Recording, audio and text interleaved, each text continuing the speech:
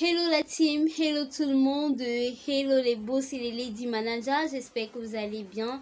Et les chercheurs d'emploi également, bonjour à vous. J'espère que vous allez super bien, surtout ne baissez pas les bras, postulez, postulez, postulez et vous allez trouver de l'emploi. Alors, aujourd'hui, je vais partager avec vous les 100 astuces qui vont vous permettre de déchirer, de cartonner, de marquer des points en entretien d'embauche. Je suis Léonie Fonko, votre assistante en ressources humaines. Notre but ici est de vous aider à intégrer un monde professionnel et avoir un super parcours. Bienvenue également sur Solution Job RH. Si c'est votre première fois de passer par ici, je vous invite à vous abonner afin de ne rater aucune notification. Alors, ces 5 astuces vous permettant de cartonner en entretien d'embauche sont: la première astuce, c'est le sourire. La première impression compte toujours, toujours et toujours. Le premier contact entre le recruteur et le recrue est surtout et toujours crucial.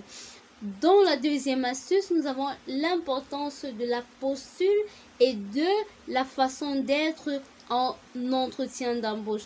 Généralement, le langage corporel présente montre souvent en entretien d'embauche vos traits de personnalité. Comme exemple, arrêtez en entretien d'embauche de bouger tout le temps, de cliquer tout le temps sur le bout du stylo. Ça montre un trait de votre personnalité. Lorsque vous avez votre stylo, prenez tout simplement des notes. Troisième astuce, se renseigner sur l'entreprise avant l'entretien d'embauche.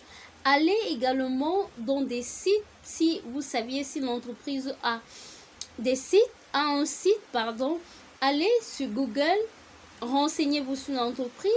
Dans le cas où l'entreprise n'a pas un site internet, vous pouviez aller à la veille, à l'avance en entreprise, demander une brochure, un dépliant, n'importe quel document qui peut avoir une information sur l'entreprise ou au babillard de l'entreprise ou de l'école, si possible, avoir toutes les informations vous permettant de valider cette question-là. Dans la quatrième astuce, soignez votre tenue vestimentaire. Là également, c'est très important. Nous voyons généralement en entretien d'embauche des gens qui mettent des vêtements qui leur dérangent lorsqu'ils sont en entretien d'embauche.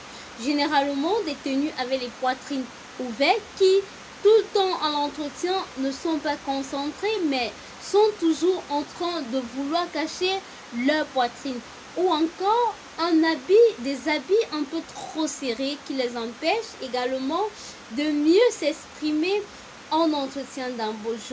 Je vous conseillerais de mettre des tenues pour les techniciens et de mettre des costumes ou des tailleurs pour les femmes pour ce qui est des autres métiers. Cinquième et dernière astuce, vous deviez présenter votre projet et vos motivations. Là également, dans cette dernière partie, vos motivations et votre projet professionnel permettent tout simplement aux recruteurs de savoir que vous êtes vraiment motivé au poste à pouvoir, mais également que votre projet à venir peut apporter un plus aussi à l'entreprise.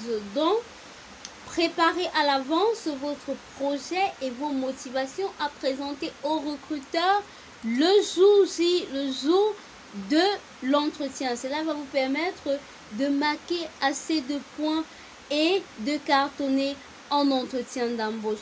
Alors, en conclusion, ce que je peux dire, c'est que l'entretien d'embauche n'est pas une guerre ni une bataille entre le recruteur et le recrue. L'idéal est d'instaurer entre vous et le recruteur un super dialogue. Un dialogue tout simplement. Alors, ce que je peux rajouter, c'est que vous deviez ne pas oublier de poser les questions. Là aussi, c'est important.